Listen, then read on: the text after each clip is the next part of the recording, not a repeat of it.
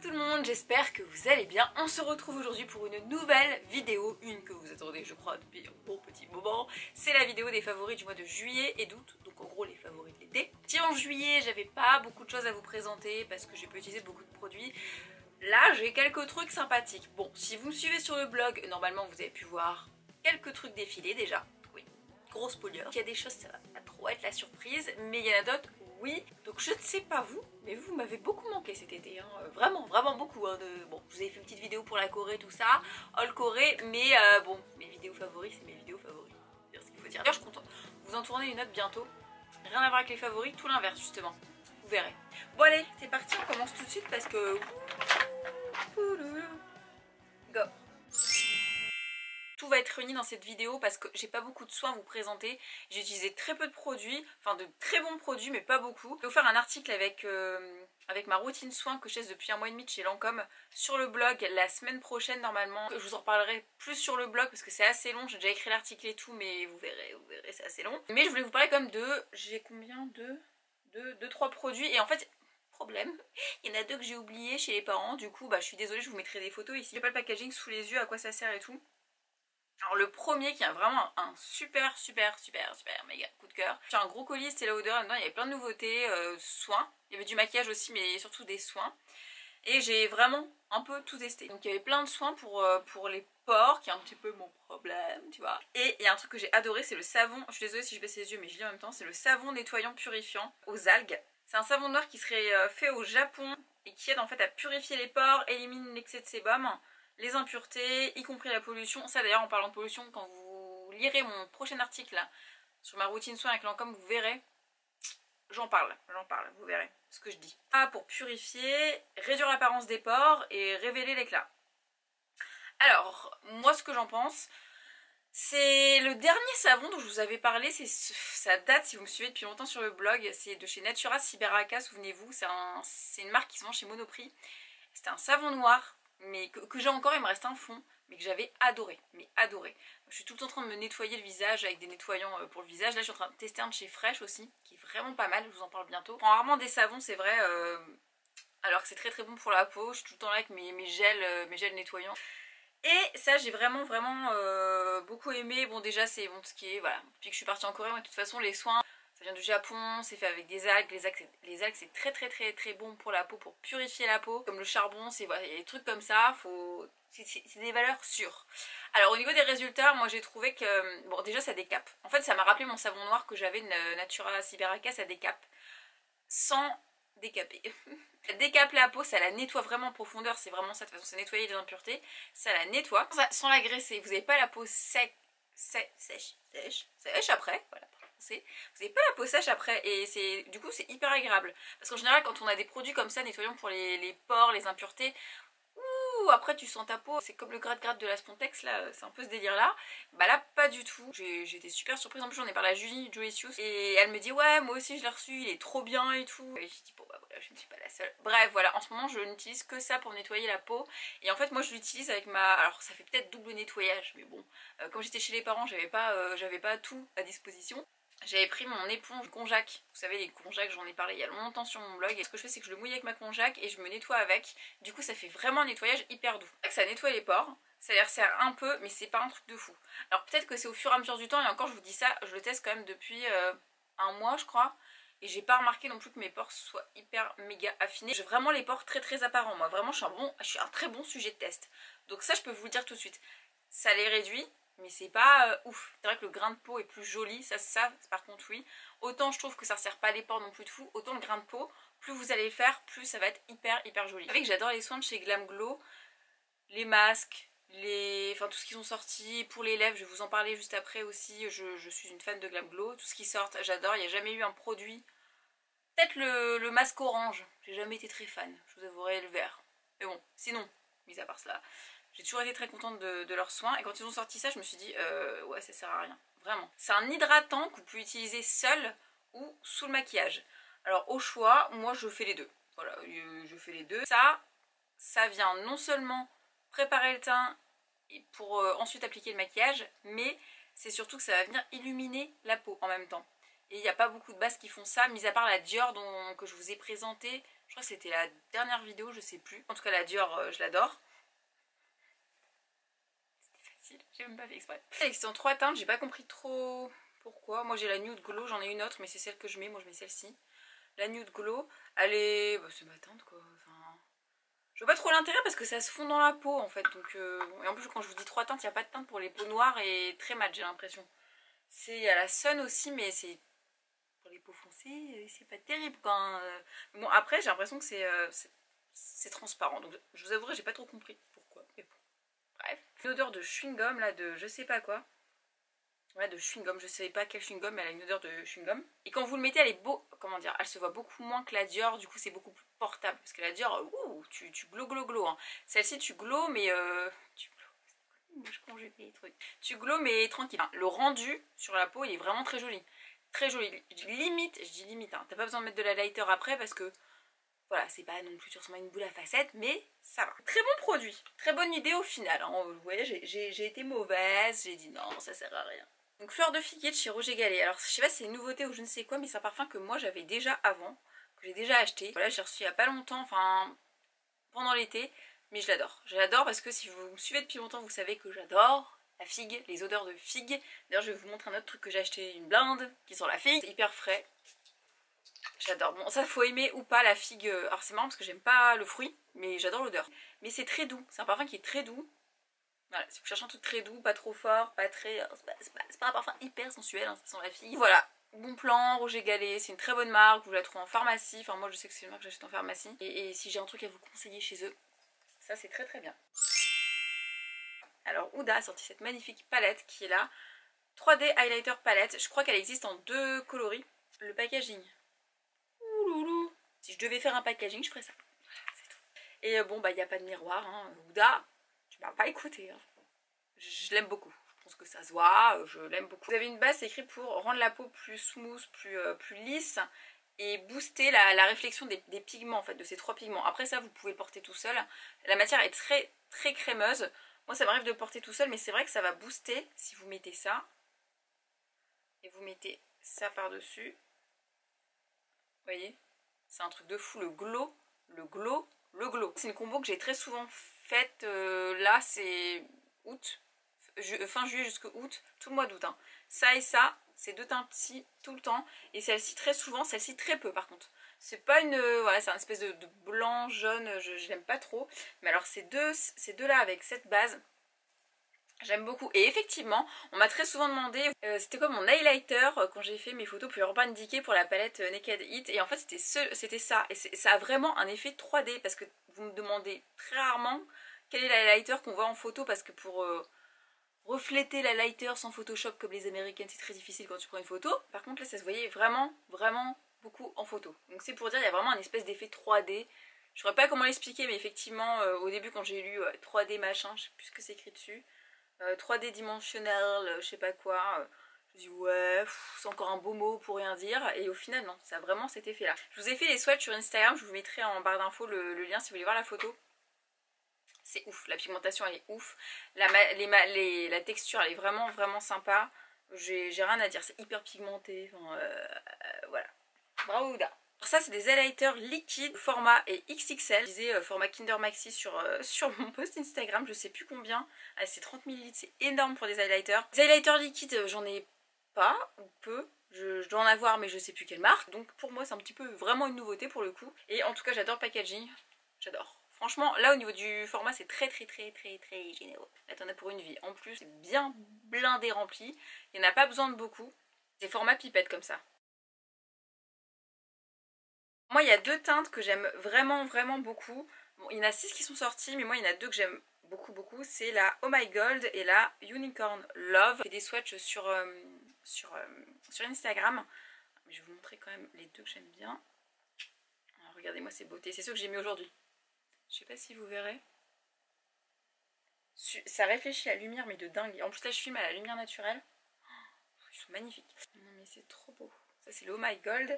Et il y a le... qui est celui que je porte aujourd'hui. Et il y a le Unicorn Love. J'adore les noms. Vous voyez c'est comme ça. Et ensuite...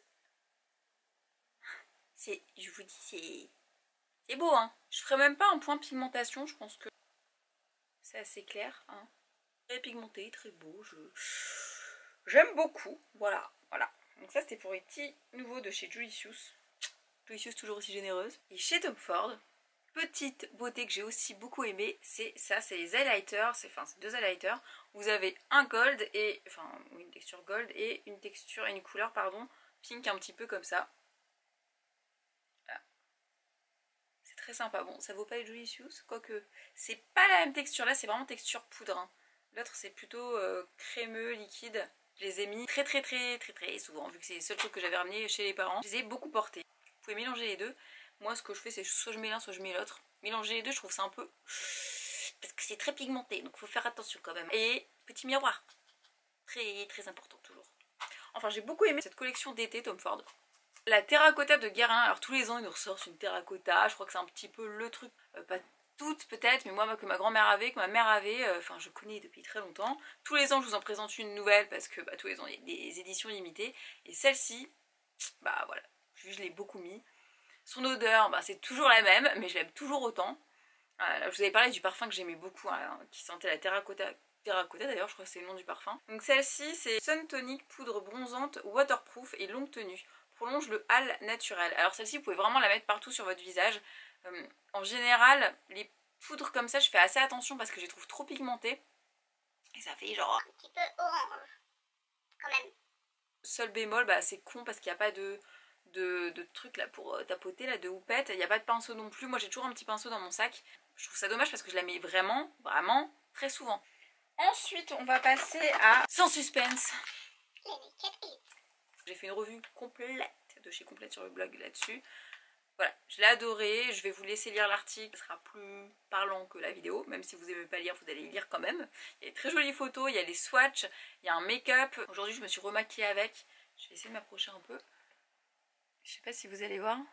Pigmentation est ouf. J'ai rien à dire là-dessus. Mais alors, je trouve que c'est la meilleure Naked qu'Urban Decay ait pu sortir avec la Naked One. Ok. Les formats en général dans les palettes, c'est ceux que je mets le plus souvent et ceux qui sont le moins pigmentés. En général, Too Faced, Urban Decay sont plutôt forts pour ça. Anastasia aussi. Bon, par contre, c'est beaucoup poudreux Anastasia.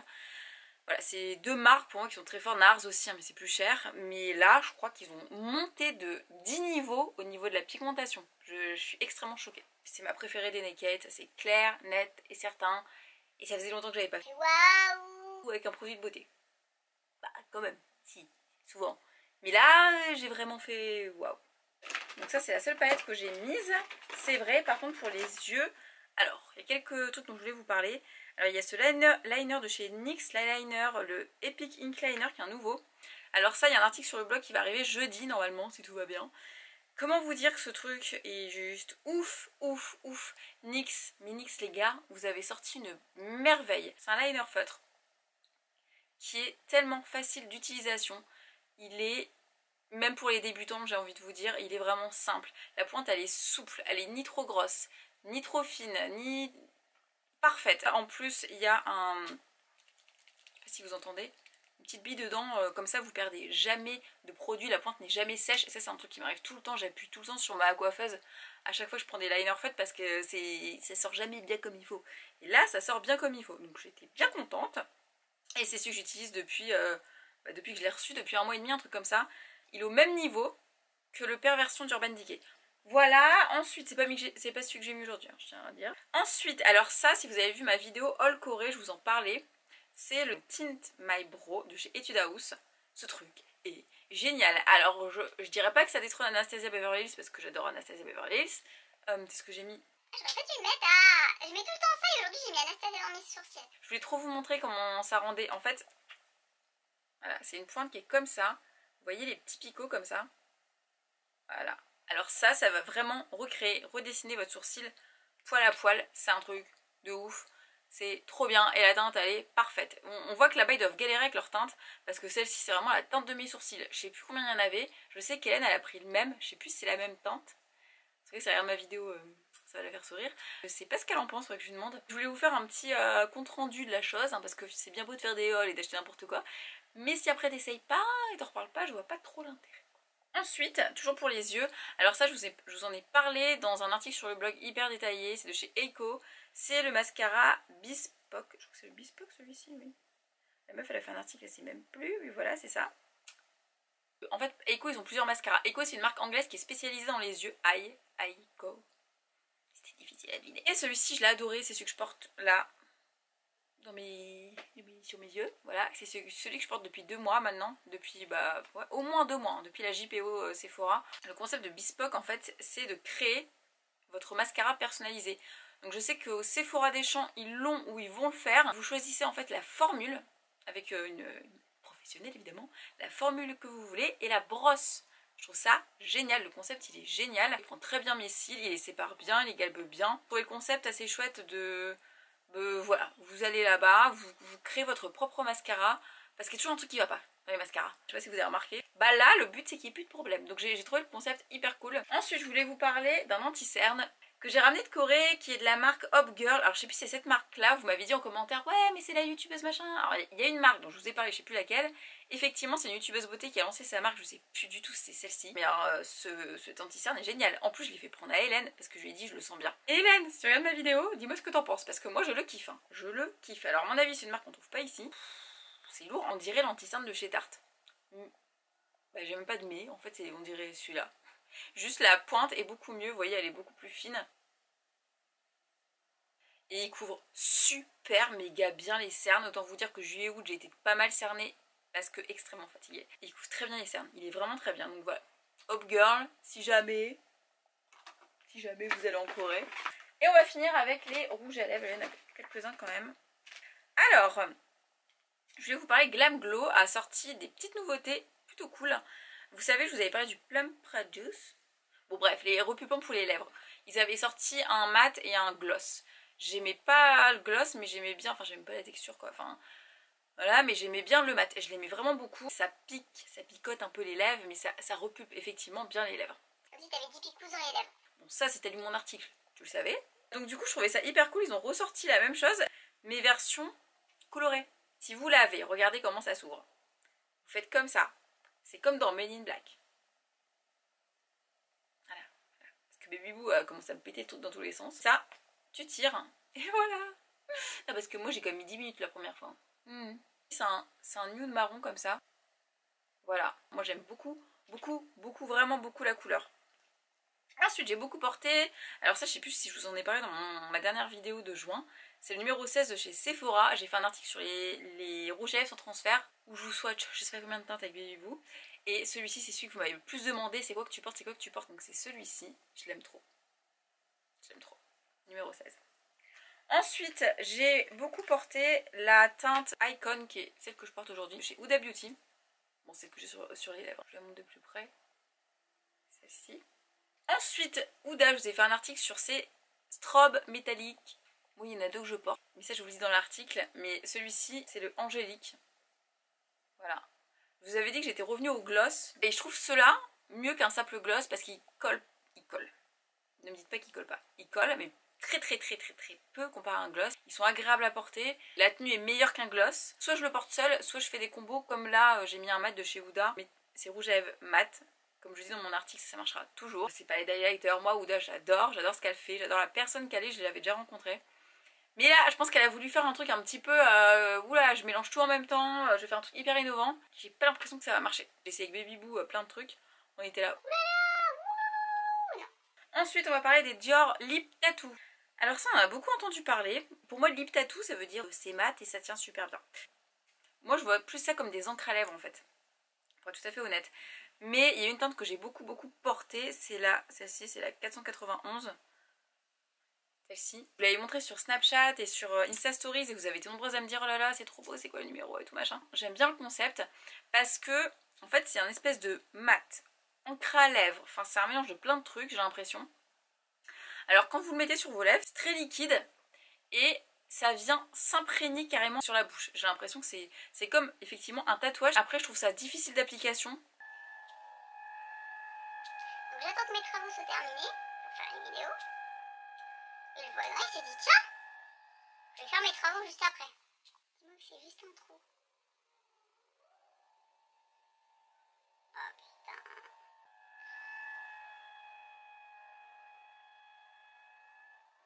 En Enfin ça j'aime beaucoup dans le sens où il est hyper agréable à porter.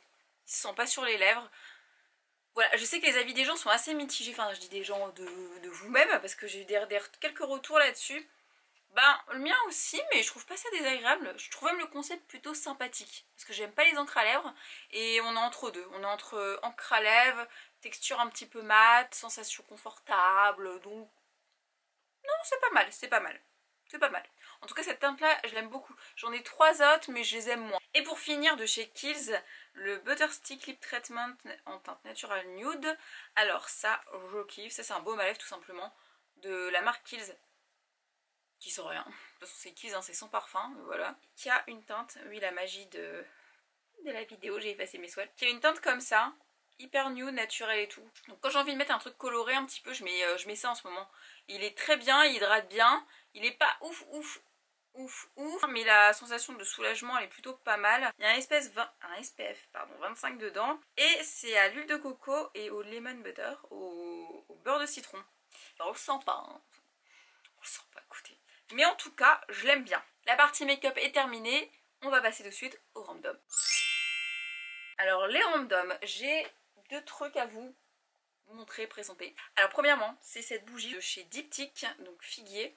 C'est pas nouveau du tout, c'est très connu depuis très longtemps. Moi c'est juste que je vous dis je suis une fan de figues et la dernière fois je suis partie aux galeries et je vois Diptyque, je fais oh là là je la veux trop et tout et puis bah, je me la suis prise. Voilà, ma soeur qui me dit 50 balles. Non 40, enfin bref je sais plus, enfin je peux même plus savoir tellement c'était cher. Le truc c'est qu'elle dure par contre, cela dit, longtemps. Vous voulez un truc un petit peu classe chez vous qui est hyper, je vais pas dire naturel mais c'est hyper frais quoi. Bah j'aime beaucoup, si vous aimez la figue c'est parfait. Pour finir, je voulais vous parler d'une série. Alors c'est la série, alors là si vous me suivez sur Snap et Twitter et tout, vous savez de quoi je suis en train de vous parler. C'est la série de Keepers. Ce que j'aime beaucoup aussi surtout, et Baby Boo aussi quand elle vient chez moi, c'est qu'on adore regarder genre enquête criminelle, nanani nanan, on se fait peur toutes les deux. Après elle vient se coller à moi pour dormir. Et là je me suis dit tiens c'est un documentaire un peu le même style, genre enquête criminelle et tout machin, ça a l'air hyper cool. Et alors pour vous résumer un peu le truc, donc c'est une histoire vraie, d'abord, il faut savoir que c'est une histoire vraie d'une sœur qui travaillait dans une école aux États-Unis, et catholique, et qui s'est fait assassiner. La question est, qui l'a tuée? Vous avez tous les témoignages des gens qui étaient dans cette école-là, et donc c'était tenu par des prêtres, etc., etc. Et là on va savoir à travers l'interview du personnage principal qui est une femme qui était dans cette école, qui a connu cette sœur Catherine je crois s'appelait. En fait c'était une école entre guillemets où le prêtre était un gros pédophile. Et autour de lui il y avait plein de potes. Mon pote flic qui était pédophile aussi. Je sais plus, il y avait quoi, il y avait le dentiste. Enfin en fait il y avait beaucoup de pédophiles dans cette école. J'ai déjà entendu des histoires, passe aux infos de prêtres pédophiles et tout machin, mais là le documentaire est hyper poignant. Et donc elle nous raconte son histoire et en fait il faut savoir que c'est parti de cette personne là, sans trop vous spoiler, elle en a parlé à sa famille et sa famille a essayé de rechercher le prêtre qui avait fait ça, à écrire des lettres à l'église, à arrêter ça parce qu'il exerçait encore en fait, encore en 20 ans après. Elle a commencé à en parler à sa famille, après ils ont fait des lettres pour retrouver en fait toutes les personnes qui étaient dans cette école qui auraient pu se faire violer. Je me souviens que le dernier épisode que j'ai regardé j'étais en flip. Vous verrez c'est une histoire assez poignante, horrible, c'est clairement horrible, mais du coup ça tient vachement en haleine. Par contre ce que j'ai pas du tout aimé c'est la fin, parce qu'à la fin, bah y a pas de fin. À la fin en fait on... Est-ce qu'on sait qui a tué la bonne sœur? Déjà quand il y a une bonne fin, et là il n'y avait pas une bonne fin, donc du coup je suis restée sur ma fin, ça fait beaucoup de fin tout ça. Donc là je vous la mets en barre d'infos, comme ça si vous l'allez voir, vous m'en tirez des nouvelles. Voilà les amis, cette vidéo est terminée, j'espère qu'elle vous aura plu et que vous aurez fait plein de découvertes pour ces 2 derniers mois. On va essayer de condenser cette vidéo. Essayer, je dis bien. Et si j'ai le temps, et je dis bien si j'ai le temps, au mois de septembre j'aimerais beaucoup vous filmer une vidéo qui est pas du tout comme celle-ci. Vous verrez, j'aimerais beaucoup trouver le temps, j'ai déjà écrit quelques idées et tout machin. Dans tous les cas je vous la ferai parce que c'est une vidéo que j'ai vraiment envie de faire. Un truc que vous me demandez sans me demander. Vous verrez. Voilà, en tout cas moi je vous fais des gros bisous et je vous dis à très bientôt.